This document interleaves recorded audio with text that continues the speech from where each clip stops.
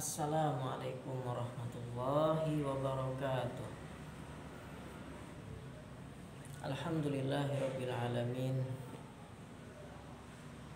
Wassalatu wassalamu ala sayyidil mursalin sayyidina wa habibina wa syafi'ina wa qurrata a'yunina wa maulana Muhammadin wa ala alihi wa ashabihi ajma'in. Alhamdulillah, pada kesempatan kali ini kita akan berbicara tentang pengobatan dengan media istighfar, memohon ampunan kepada Allah. Di dalam surah Al-Anfal, Allah Subhanahu wa taala berfirman, "Wa ma kana Allahu mu'adzibahum wa hum yastaghfirun." Sesungguhnya Allah tidak akan menurunkan azab, bala bencana, hukuman apabila suatu kaum itu beristighfar kepada Allah.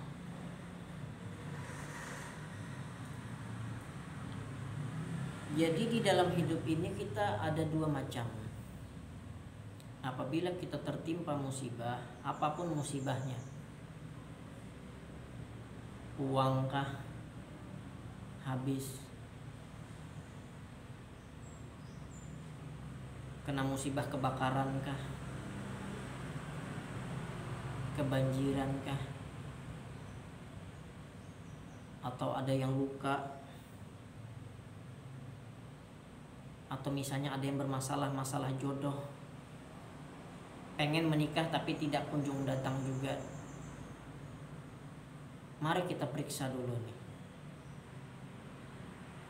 Soalnya di dalam hidup ini ada dua. Ada yang sifatnya ujian, ada yang sifatnya hukuman. Apabila kita itu mendapat suatu musibah, apapun itu. Misalkan saja nih, saya kena penyakit bisul di kaki. Di dalam setiap kejadian dalam hidup kita itu pasti mengandung hikmah, pelajaran atau teguran yang Allah ingin berikan kepada kita. Maka cari tahu apa yang menjadi masalah, kenapa kaki ini Allah bikin sakit.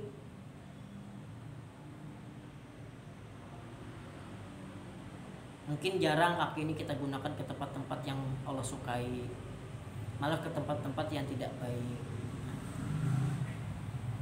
Untuk tangan sama seperti itu. Kepala, barangkali ada salahnya nih kepala ini, kenapa Allah ambil nikmat sehat dari kepala kita.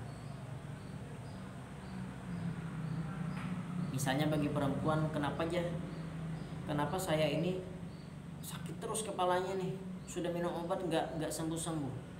Periksa dosa yang ada di kepala ini apa. Barangkali tidak menutup aurat.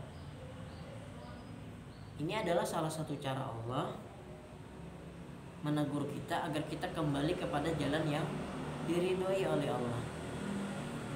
Oleh karena itu, kenapa banyak orang yang berobat ke sana kemari, ke sini ke situ, tapi tidak kunjung juga mendapat kesembuhan. Barangkali hikmah dari penyakit itu yang belum ditemukan. Dalam hidup ini kita harus jujur menilai diri. Oh, ternyata salah saya kepada Allah yang ini. Segera taubati, insya Allah kalau itu ditaubati, diperbaiki, maka penyakitnya akan hilang. Kenapa seperti itu? Karena tubuh ini mutlak milik Allah. Kita tidak punya apa-apa. Ilmu, harta, kendaraan, anak, rumah, itu semua titipan Allah, dan seakan-akan saja kita memilikinya. Kita tidak punya apa-apa. Bahkan ruh yang ada di dalam tubuh kita ini bukan milik kita. Ketika sang pemilik ingin mengambil, ya sudah, karena milik Allah semuanya. Itulah hebatnya orang beriman, sehingga tidak risau untuk masalah dunia ini. Hadirin sekalian yang dirahmati oleh Allah, sumber daripada segala penyakit itu adalah dosa. Oleh karena itu biasanya saya kalau menangani orang lain, kita tidak perlu panjang lebar membahas masalah penyakitnya. Tidak bisa tidur, kaki sakit, badan pegal-pegal.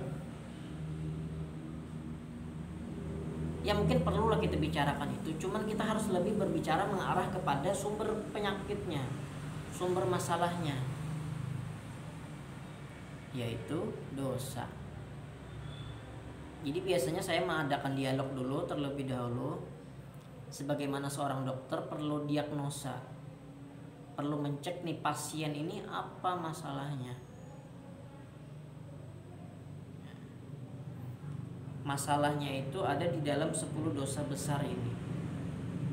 Jadi biasanya saya menyerahkan ini kepada pasien yang berobat. Di sini ada kolom centang.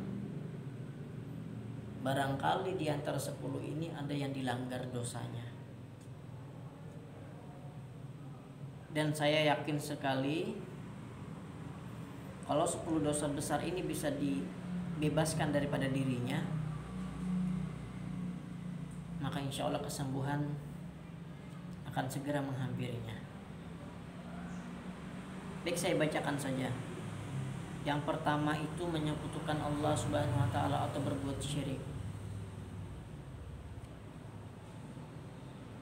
Yang kedua itu meninggalkan sholat. Yang ketiga itu durhaka kepada orang tua. Yang keempat zina. Yang kelima memakan harta haram. Yang keenam mabuk atau judi. Yang ketujuh memutus tali silaturahmi. Yang kedelapan berbohong. Yang kesembilan kikir atau pelit. Yang kesepuluh ghibah atau membuka aib orang lain. Jujurlah dengan diri sendiri. Insya Allah apapun permasalahan hidup kita, seperti yang saya sebutkan di awal tadi, apapun masalah hidup kita, masalah rizki kah, masalah jodoh kah, masalah kehidupan, apapun itu, insya Allah akan terselesaikan. Seperti orang yang mengendarai sebuah mobil, apabila kaca mobil itu kotor, maka ketika mau menuju ke sana ke sini sulit untuk sampainya karena kacanya masih kotor. Tapi kalau kacanya dibersihkan terlebih dahulu, maka kemanapun tujuannya insya Allah tercapai. Itulah ibaratnya. Dan yang terpenting adalah kita harus melibatkan Allah Subhanahu wa taala dalam setiap aktivitas kehidupan.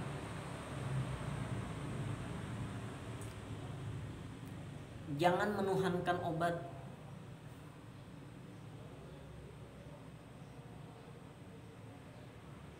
Karena obat itu tidak akan berefek kesembuhan bagi seseorang apabila Allah tidak mengizinkan.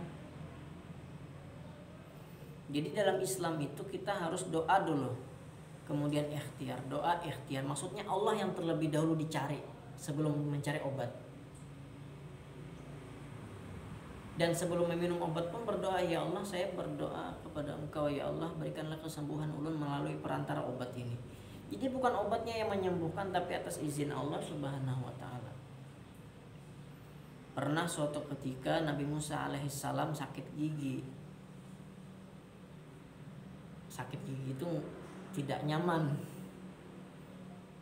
bahkan lebih sakit daripada sakit hati katanya. Allah perintahkan untuk mengambil daun tadi, ada daun di pohon, silahkan diambil dan ditempelkan di gigi yang sakit.